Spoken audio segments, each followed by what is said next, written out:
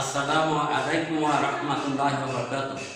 সুপ্রিয় আলিম প্রথম বর্ষের শিক্ষার্থীবৃন্দ, আমি তোমাদের সুস্থতার প্রত্যাশায় পরবর্তী বিষয়ে একটি ক্লাস দিতে যাচ্ছি। আমি মোহাম্মদ আব্দুল সাত্তার মিয়া, লাহোটি আলিম মাদ্রাসা।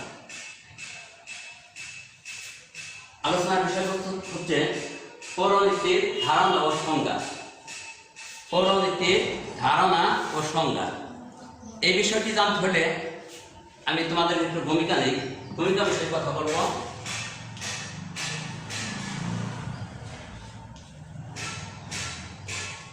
ভূমিকা, এই বসুন্ধরা বা পৃথিবী সৃষ্টি লগ্ন থেকেই মানুষ জন্মগতভাবে সামাজিক এবং রাজনৈতিক, তাই মানুষ সাধারণত সংঘবদ্ধভাবে জীবনযাপন করতে চায়। পৃথিবীতে অনেক প্রাণী আছে, তাদের সে মানুষ এই জ্ঞানের বলে ব্যতিক্রম। তার সুশৃঙ্খল এবং সংঘবদ্ধভাবে জীবনকে সুশৃঙ্খলভাবে পরিচালনা করার জন্য সর্বদা ব্যস্ত থাকে। আর এর ধারাবাহিকতায় মানুষ গবেষণা বা পর্যবেক্ষণের মাধ্যমে রাষ্ট্রচিন্তার ইতিহাসে তারা রাষ্ট্রজগতে কিভাবে একটি সুশৃঙ্খল রাষ্ট্র পরিচালনা বাস্তবে উপহার দেওয়া যায়, সেই হিসাবে প্রাচীনকালে রাষ্ট্রবিজ্ঞানীগণ চেষ্টা করতেন। আমরা যার ধারাবাহিকতায় আমরা লক্ষ্য করি, তৎকালীন গ্রিসে প্রথম যখন এই রাষ্ট্রচিন্তার বহিঃপ্রকাশ ঘটে, তখন আমরা লক্ষ্য করি সেখানে সিভিক্স বা পৌরনীতি নামে একটি কার্যক্রম শুরু হয়, যার ধারাবাহিকতায় আমরা শাব্দিক বিশ্লেষণ পেতে পারি সিভিক্স এবং সিভিটাস। CIVICS,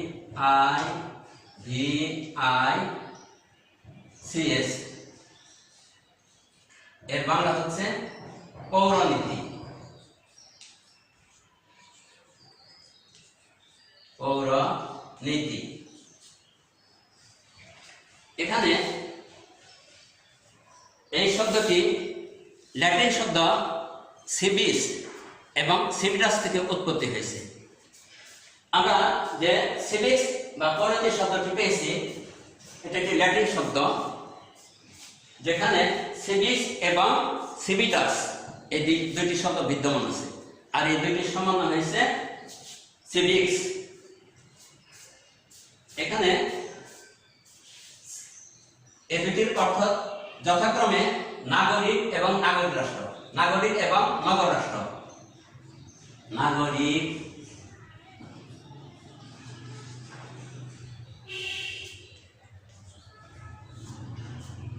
ও নগর রাষ্ট্র।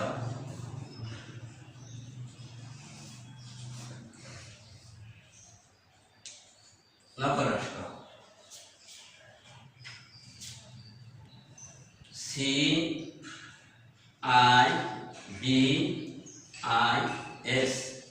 সিভিস এবং সিভিটাস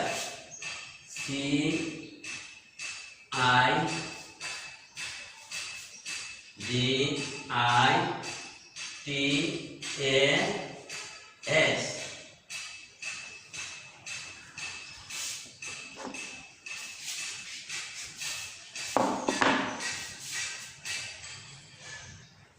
তাহলে আমরা সিভিস এবং সিভিটাস দুইটির যথাক্রমে অর্থ জানলাম, নাগরিক ও নগর রাষ্ট্র। তো গ্রিসে তখন নাগরিকদেরকে পৌর বলা হতো। গ্রিসে তখন নাগরিকদেরকে পৌর বলা হতো এবং যারা ওই নগরে বাস করতো তাদেরকে বলা হতো পৌরবাসী। আর এখান থেকেই পৌরনীতি শব্দটির উৎপত্তি। আমরা যখন ভূমিকা জানলাম, এবার আমরা রাষ্ট্রবিজ্ঞানীদের কিছু সংজ্ঞা জানি। এম হোয়াইটের মতে নাগরিকতার সাথে জড়িত প্রশ্নসমূহ যে শাস্ত্র আলোচনা করে তাকে পরনীতি বলে।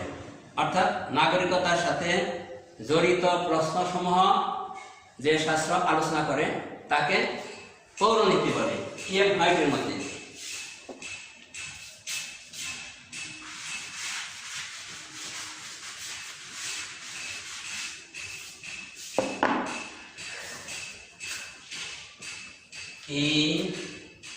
এম হোয়াইট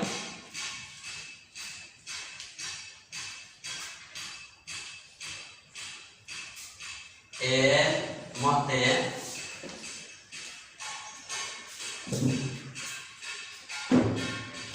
নাগরিকতার সাথে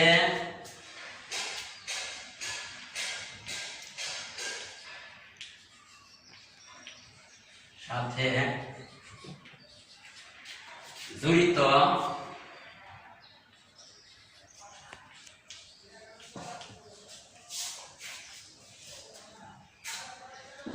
নাগরিকতার জড়িত সকল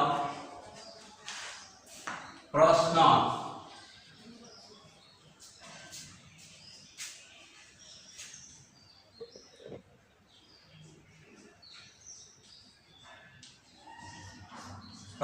সম্পর্কে যে শাস্ত্র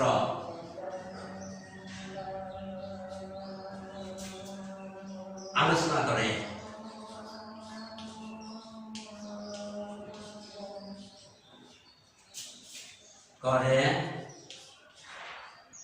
তাকে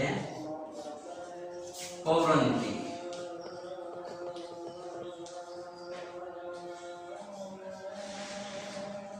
বলে। তারা এখানে দেখলাম এম হোয়াইটের মতে নাগরিকতার সাথে জড়িত সকল প্রশ্ন সম্পর্কে যে শাস্ত্র আলোচনা করে তাকে পৌরনীতি বলে। এরপর গ্লাউডের মতে আমরা সংজ্ঞাটা বলি। এ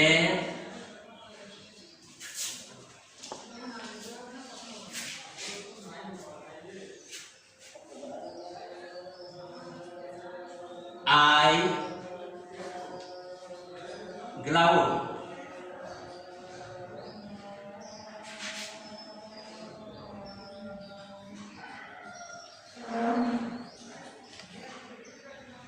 গ্লাউড এর মতে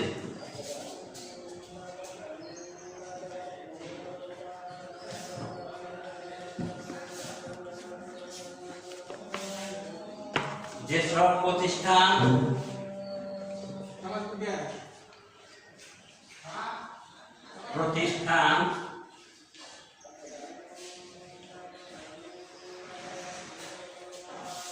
অভ্যাস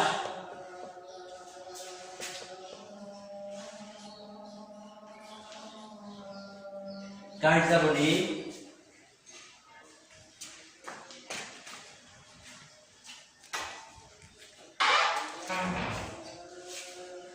ও চেতনার দ্বারা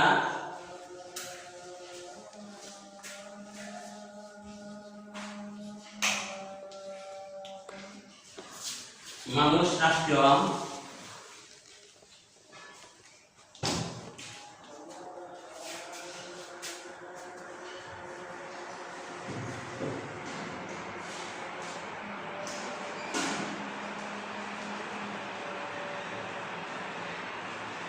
রাষ্ট্রীয় বা রাজনৈতিক সমাজের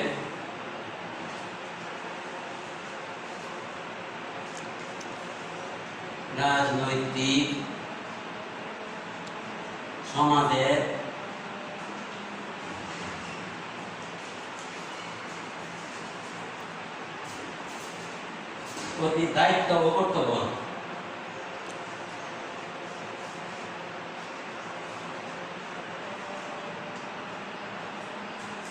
ও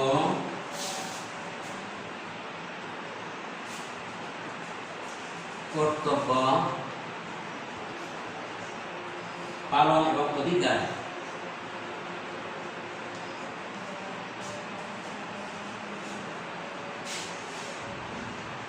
অধিকার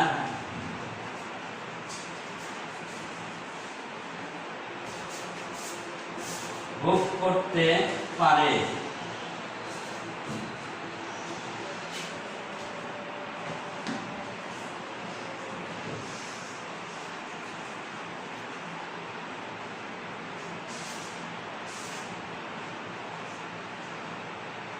ভোগ করতে পারে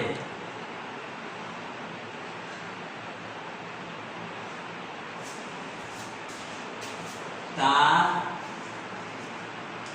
অধ্যয়ন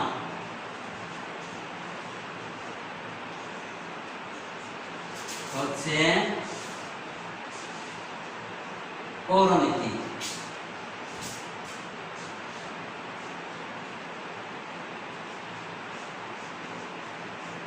তাহলে এখানে আমরা জানতে পারলাম এফআই গ্লাউড এর মধ্যে যেসব প্রতিষ্ঠান অভ্যাস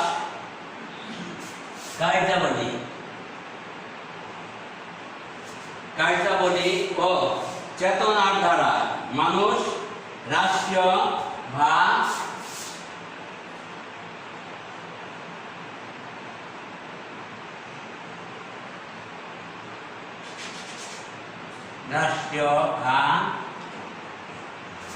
রাজনৈতিক সমাজের প্রতি দায়িত্ব ও কর্তব্য পালন এবং অধিকার ভোগ করতে পারে তার অধ্যয়নই হচ্ছে পৌরনীতি। এখানে রাষ্ট্রবিজ্ঞানী ওনারা যেভাবে সংজ্ঞায়িত করেছেন, আমরা এখান থেকে আরেকটা জিনিস সহজবোধ্য করে বলতে পারি নিজস্বভাবে, সেটা হচ্ছে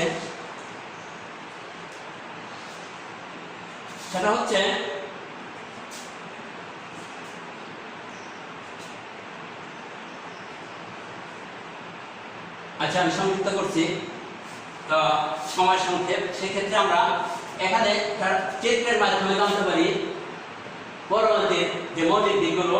পৌরনীতির প্রথম আছে নাগরিক, এরপর আছে নগররাষ্ট্র। হ্যাঁ, দুইটা অংশ বিভক্ত হয়ে গেছে পৌরনীতি।